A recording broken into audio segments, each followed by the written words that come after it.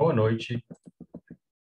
É, então, vamos continuar a nossa aula do módulo 2, né, sobre as dinâmicas demográficas sociais do Brasil. Na aula passada, eu tinha falado um pouco sobre a questão da populacional do Brasil, a questão da ocupação do território, a questão de como que o território brasileiro não é tão bem ocupado assim, né, por conta apresenta de forma geral uma baixa densidade demográfica, ou seja, não tem um grande número de habitantes em relação ao território por quilômetro quadrado. Isso deve-se ao fato de que,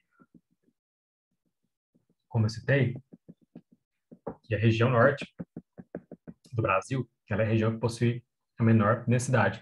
A região centro-oeste também. Eu vou dar uma voltada aqui no mapa para vocês lembrarem da aula passada. Aqui, basicamente esse mapa que nós debatemos, né? Que é principalmente a região norte, centro-oeste ali, ó, parte do nordeste, né? Um pouco mais distante do litoral. É uma região assim que tem uma densidade demográfica muito baixa, ou seja, tem um menor número de habitantes por quilômetro quadrado comparado com as outras regiões e o litoral ali do Brasil, região mais litorânea, né? Faixa litorânea que se chama. Explicamos alguns fatores, né, sobre isso, sobre os processos de ocupação do território, falamos de Goiás, de Goiânia, né? Principalmente de Goiás, principalmente. Que Goiás teve um modo de ocupação de Goiás foi um pouco mais tardia, não foi tão nos primórdios lá de 1500, igual aconteceu no Nordeste, no Sudeste, principalmente na faixa litorânea. E por Goiás não se situar na faixa litorânea também, né? Isso é um fator que fez com que os portugueses não começaram a explorar o país pelo meio do continente, sim pelo litoral. Esses são um dos fatores que fez com que Goiás entrasse ali na terceira etapa de exploração e ocupação do território brasileiro. Até porque foi mais ou menos no ciclo do ouro, né? Que Goiás entra aí nesse, nesse meio,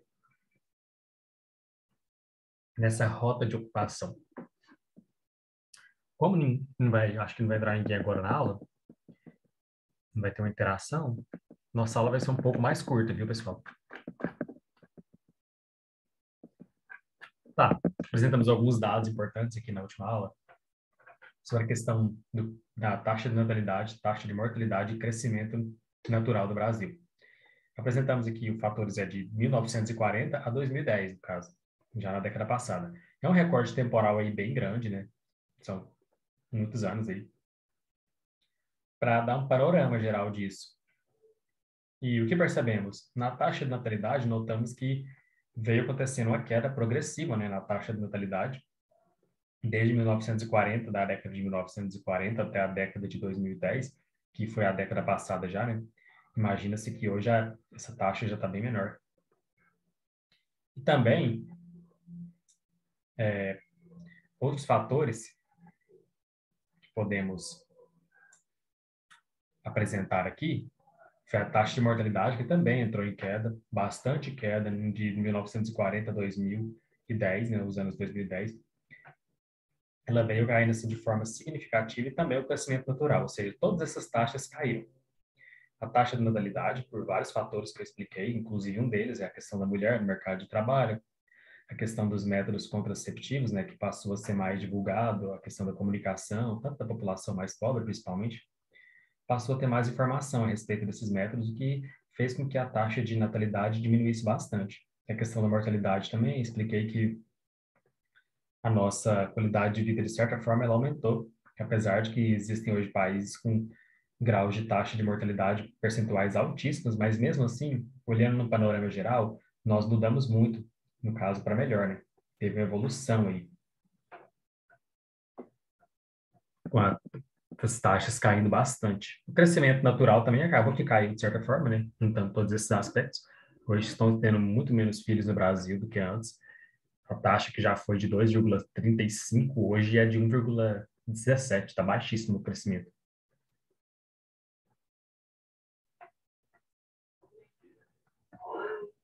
Agora, é, agora vamos apresentar uns dados aqui sobre a questão da pirâmide etária, né, que ela é muito importante assim para analisarmos a questão do Brasil, as características demográficas dessa pirâmide etária aí, que ela é fundamental. que ela funciona assim, ela separa o homem da mulher, né? O masculino e o feminino, no caso, de homem e mulher, de população, e coloca a idade, né? Ela é basicamente assim, essa pirâmide, por exemplo, como vocês podem observar, aqui está as idades, de 0 a 4 anos. Isso aqui, cada cor representa um ano. No caso, vamos olhar aqui, 2010. Olha aqui onde ela está. Observa-se que em 91, aqui é a quantidade de homem e de mulher. Em 91, essa verdinha, azulzinha, olha onde ela estava. Ou seja, existia uma grande quantidade de crianças. Ela tinha uma base bem larga. Pirâmides de base larga são pirâmides que a população é muito jovem. Tem muita população jovem, tanto homem quanto mulher. Exemplo disso, em países muito subdesenvolvidos, essa base da pirâmide ela é muito larga. Por exemplo, os países africanos têm uma base da pirâmide muito larga, porque quanto mais subdesenvolvido é o país, mais jovens tem. Porque acaba que a taxa de expectativa de vida não é grande, não é grande nesse país. E não tem uma grande percentual de idosos, igual tem nos países que têm uma qualidade de vida melhor, o IDH mais avançado, igual. Posso citar vários exemplos, igual, como eu disse, países europeus, o Japão. Ou seja, de 2010 para cá, essa queda na taxa de natalidade que eu demonstrei lá em cima, ela vai ser repercutida aqui, ó, na pirâmide etária. Olha a diferença, onde estava aqui em 91, depois em 2000 ela está aqui no meio, agora 2010, olha onde ela foi parar. Ou seja, estamos tendo menos jovens, está nascendo menos crianças. A taxa de natalidade está muito em queda, como foi demonstrado na tabela acima. Ou seja, isso aqui é uma realidade nossa que nós temos percebido. E a população está cada vez mais velha no Brasil, né? Tá ficando, até a questão da qualidade de vida tem aumentado. Também tem a questão de muitas crianças, né, que passam por questão de pobreza.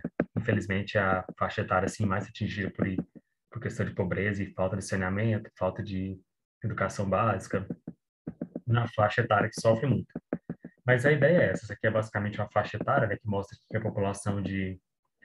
maior parte da população está aqui, ó, entre 19 anos a 34, ou seja, a população, a parte ativa da população, né? População economicamente ativa, que é essa população, assim, que está mais aí no mercado de trabalho. E, só que tem um porém, se nós estamos tendo menos filhos no brasileiro, a faixa etária de 0 a 14 anos está cada vez diminuindo, nós temos a mais alta que temos é essa aqui, né? Temos mais habitantes, tanto homens quanto mulheres, é essa de 19 a 35 anos, que é a população economicamente ativa. Só que tem um porém, essa população de 19 a 34 anos, ela vai envelhecendo com o tempo. E ao mesmo tempo, nós não vamos tendo mais um grande número de crianças, de adolescentes, né? Que também vão crescendo. Ou seja, se a taxa de natalidade do nascimento está diminuindo muito, e essa população ativa é a maior, isso é um perigo. Na verdade, o que pode acontecer? A falta de pessoas no mercado de trabalho, que é um grande problema, né? E, ao mesmo tempo, o aumento dos idosos, né? Esse é um problema que está acontecendo. Como eu disse anteriormente, na aula passada, esse é um dos problemas que as políticas públicas, os governos estão de olho para tentar lutar com ele no final, né? Lá na frente, porque pode ser que aconteça isso. Existem países que estão sofrendo muito com isso já. Está faltando pessoas no mercado de trabalho. Por conta dessa queda na taxa de natalidade, esse aumenta a população mais idosa. E o que está acontecendo é o contrário, a pirâmide está ficando muito larga aqui em cima e mais estreita embaixo, ela está funilando, está trocando. A base dela é fina e o alto dela acaba ficando mais largo por conta, né, do aumento da população idosa. Já percebemos no gráfico que a estrutura populacional foi mudando com o passar dos anos, e atualmente a maior parte da população está entre 10 e 29 anos, na verdade, né? Que é essa faixa etária aí. Ou seja, a maior parte da população está nela. Para sabermos mais sobre a população brasileira, precisamos conhecer a formação da população, porque o povo brasileiro, todo mundo sabe que uma das principais características da população brasileira é a miscigenação, ou seja, essa mistura de povos, né? Africanos, portugueses e os indígenas. Ou seja, o que representa a população brasileira é basicamente a miscigenação, que sempre houve um preconceito com miscigenação, principalmente antes da década de 30. A ideia é que o Brasil era um país miscigenado, uma mistura de diversas etnias, era algo visto como preconceituoso. No entanto, na década de 30 para cá, começou-se a é, veio vários autores, escreveram obras, o Gilberto Freire, Casa Grande Senzala, é, Macunaíma, que é uma grande obra também, do Mário de Andrade. As músicas naquela época começaram a enaltecer a questão da miscigenação no Brasil. E isso fez com que deu outra cara, né? O brasileiro começou a realmente a sentir que a cultura dele, a essência do brasileiro é a miscigenação, que realmente hoje é. Hoje no Brasil é branco, negro, indígena, ou seja, é uma variedade, não só tem outras etnias, igual japoneses também, tem muito, italianos. O Brasil é diverso, árabes, mas os três elementos, os três principais que formaram o Brasil são os indígenas, portugueses e os africanos. Os portugueses falam assim, somos europeus de forma geral. E os indígenas que vieram para cá, né, por questão da escravidão, desde o do início da colonização, os escravos, né, os negros, os indígenas já habitavam aqui, no território brasileiro, antes dos portugueses chegarem. E houve diversos conflitos, né? A questão indígena hoje, que é muito... Existe ainda hoje a demarcação das terras indígenas, e que dentro da Constituição fala muito sobre a questão indígena, que deve ser preservar essa herança cultural deles, e a demarcação das terras, né? E um dos grandes problemas do Brasil hoje é essa questão da demarcação, que são protegidas. Por exemplo, essa foto aqui de baixo é o exemplo das terras indígenas que tem hoje no Brasil. Percebe-se que a maior parte delas está situada onde? No norte, na região norte, principalmente aqui no Amazonas, no Pará, Roraima, e no centro-oeste, aqui no Mato Grosso e no Mato Grosso do Sul, principalmente. Temos também aqui no Maranhão, né, Nordeste, e no resto do Brasil. Mas observa-se a grande quantidade, a quantidade de área também, né, das terras, são grandes áreas, como pode observar aqui, ó, áreas que dá quase o tamanho do estado. Se eu comparar aqui, olhando assim, olho nu, percebe-se que ó, o estado do Sergipe é bem menor que essa área aqui indígena. Ou seja, é uma luta constante, né, a demarcação de terra. E 14% do Brasil é formado por terras indígenas. Esse dado aqui demonstra bastante, são 600 unidades, são 117 bilhões e 956 mil e 54 hectares, é muita terra indígena. Observando. Já foi bem maior, né, antes da construção das cidades, dos vários processos aí que tem de ocupação da terra. Já foi bem maior que teve bem mais antes, né, se for para comparar com hoje. E um fator também que influencia, que nós vamos falar agora da população brasileira, que na verdade o que mais influencia a formação é a questão da migração. Migração. A migração sempre, os movimentos migratórios sempre esteve presente no Brasil e elas, acho que é o que mais dá a cara do Brasil são esses movimentos migratórios, né, de pessoas que saem de uma localidade para outra. Geralmente a migração, que migra é o trabalho. As pessoas migram em busca de melhores condições de vida, porque como já aprendemos antes, falando de Brasil, como é um vasto território, tem diversas diferenças naturais, regionais, culturais, inclusive econômicas e sociais.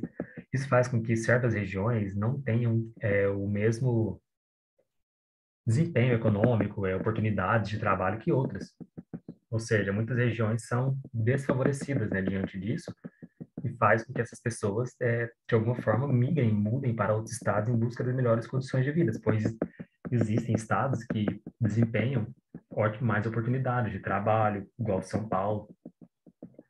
Uma época foi assim, Goiânia, por exemplo, na época da construção civil, muitas pessoas do Nordeste, do Norte, vieram para Goiânia, no sentido da migração. É um dos motivos que hoje a cidade de Goiânia, ela possui muitos migrantes, muitas pessoas da Bahia, do Maranhão, do Pará, do Tocantins e de diversas outras regiões.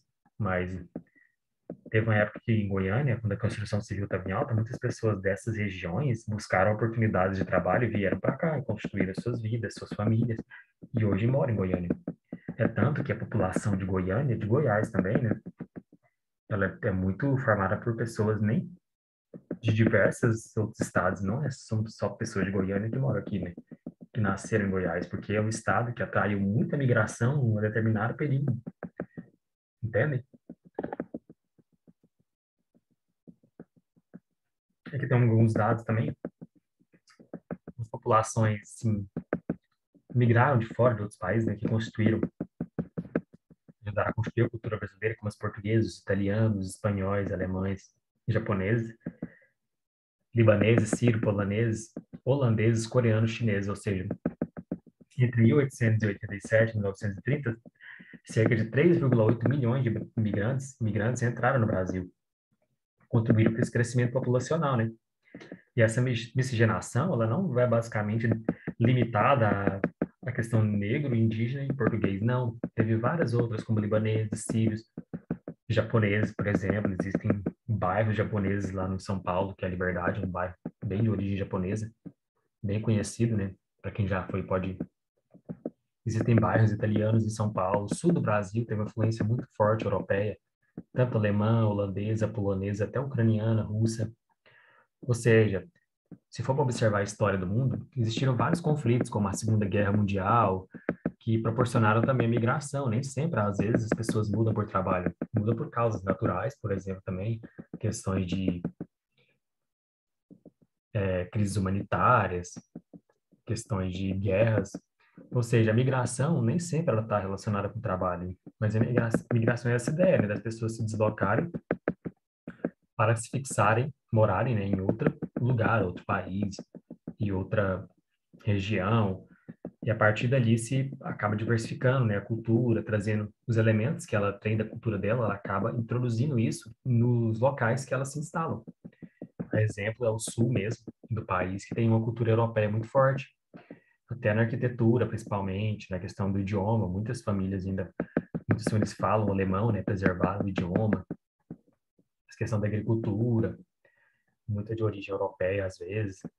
Ou seja, essa ideia traz da mesma forma também que os nordestinos, eles vão para um lugar, por exemplo, eles levam a cultura do Nordeste. Existem dentro do Rio de Janeiro uma grande festa nordestina dentro da capital Rio de Janeiro existe uma praça que existem feriados, né, festas nordestinas que ocorrem, ou seja, ocorrem em outro território, isso demonstra que a cultura está enraizada, né? Eles trazem essa cultura dentro desse fluxo migratório. Aqui estão alguns casos, né? A principal causa das migrações internas é o trabalho, no caso brasileiro, falando migração dentro do Brasil.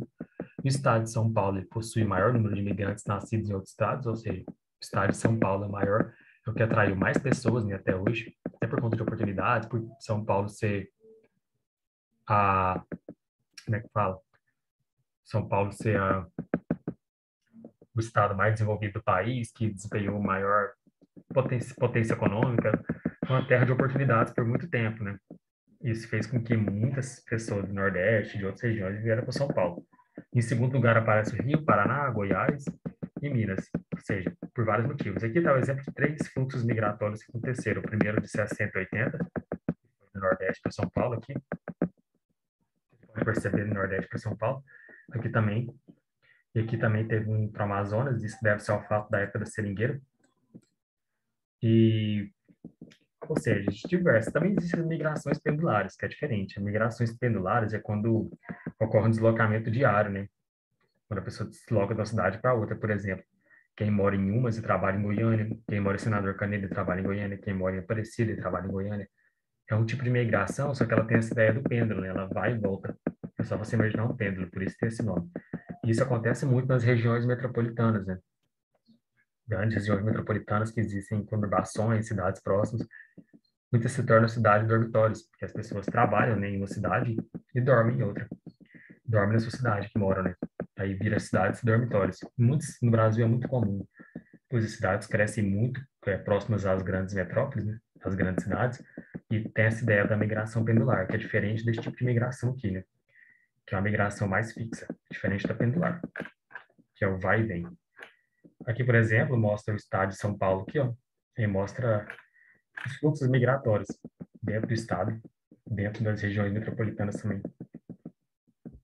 Se for olhar o de Goiânia, vocês vão perceber que existe um forte fluxo pendular de Aparecida para Goiânia, de Trindade para Goiânia, de Guapó, Abadia, todas as cidades próximas, muitas vezes até cidades mais distantes, igual Anápolis, que já está mais no interior, né, não faz parte da região metropolitana, tem esse fluxo migratório muito forte.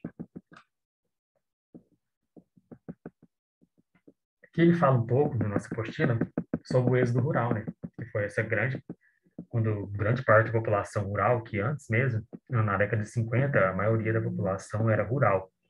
E com a mecanização do campo, com as maquinárias entrando no campo, muitas pessoas que trabalhavam no meio rural não viram mais oportunidades, né, de crescimento financeiro ali e acabaram indo para a cidade, que estava em crescente potencial crescimento naquele período, industrialização, e eles vieram para muitas pessoas, né, grande parte, vieram para cidades em busca de melhores condições de vida. Isso fez com que um dos ponto alto, né, do processo de urbanização, foi quando a população urbana começou a crescer muito mais que a rural, e esse é o que define a urbanização, né, quando essa população urbana ela cresce mais que a rural, e o êxodo rural foi esse forte fluxo migratório. Ele ocorreu não só no Brasil, na Inglaterra, por exemplo, na época do, da industrialização, da Revolução Industrial, ocorreu isso. Com surgiu as indústrias, muitas famílias que moravam no campo, na zona rural, viram a oportunidade de ter a melhor condição de trabalho, né, na cidade. E eles vieram, todas, grande parte, mudaram para as cidades. Isso trouxe aqueles diversos problemas, né, que sempre citamos, questão de urbanização muito crescente, muita população, a falta de a oferta de serviços públicos como saúde e educação não era tão, não soube suprir uma demanda tão grande, né, de pessoas migrando, e se enfrentaram diversos problemas. O espaço da cidade também, o preço da terra acaba que sobe, né, porque aumenta a procura de locais para morar, moradia, aluguel. São os grandes problemas aí que o êxodo rural proporcionou, né? Mas muitas cidades, muitos países soube tratar bem esse problema, enquanto outros estão aí até hoje sofrendo as consequências, né, desses problemas que não foram bem administrados e são os problemas da nossa cidade, os problemas clássicos, né, que enfrentamos aí no nosso dia a dia. Aqui fala, né, dos produtores que não conseguiram se manter no campo.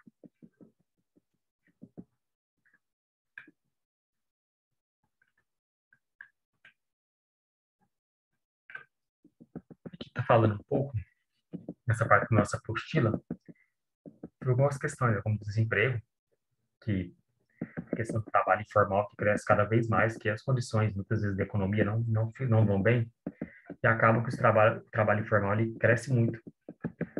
É um setor caracterizado por precariedade, né? Dos trabalhadores por ausência de direitos trabalhistas, como férias remuneradas, seguro-desemprego, 13º. Isso é muito comum no Brasil, nessas cidades, né? Porque muitas vezes os migrantes, pessoas que vêm de fora, não conseguem encontrar oportunidade de trabalho diante de períodos de crise, igual, por exemplo, estamos no período do ano passado, desse ano, né, na pandemia do coronavírus, trouxe diversos problemas econômicos, como demissões, ou seja, a questão do desemprego foi só aumentando e fez com que muitas pessoas fossem para o trabalho informal, né, ainda hoje. Que quando o percentual é muito alto de pessoas em trabalho informal, é um pouco preocupante, certo? E a situação vai cada vez piorando, questão do desemprego. E é outro grande problema aí que tenta se resolver com o tempo, né? Para entendermos a geografia, é só observarmos, né, no nosso cotidiano, o jeito que está a situação hoje do desemprego, e essa realidade aqui que estamos nos deparando, né? A questão do trabalho informal, os perigos, os riscos, a questão da pobreza, e é uma dinâmica assim, social que atualmente nós estamos vivenciando. Então, essa parte ficou basicamente nisso aqui, concluindo a parte da migração e falando um pouco sobre a questão social atual, né, do Brasil, como se encontra.